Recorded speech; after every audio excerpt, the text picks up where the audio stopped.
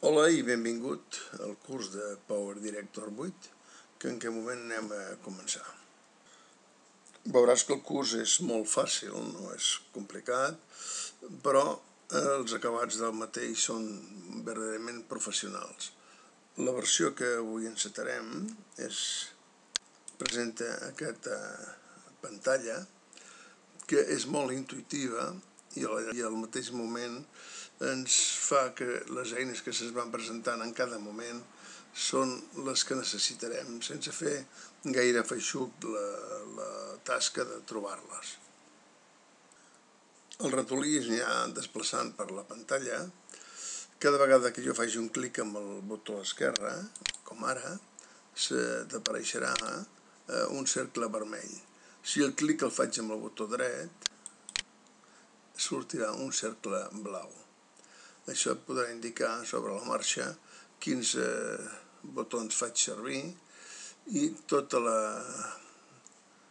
la funció que vaig fent se't representarà gràficament, com per exemple seria ara baixar un arxiu a la línia de temps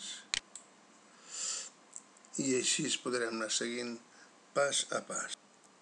Cada eina de les diferents que anem usant té un capítol indicat amb un índex on podràs clicar i al mateix temps ja arrencarà l'explicació.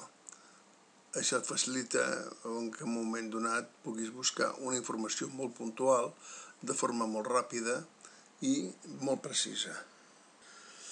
Espero, doncs, si et sembla bé, fer la teva inscripció, enviar-me un correu electrònic a jpares@tinet.cat, on podrem controlar la teva presència i atendre't de forma personalitzada. Gràcies i tenim-ho a seguir endavant. Aquest curs us arriba a casa vostra per mitjançar del canal YouTube.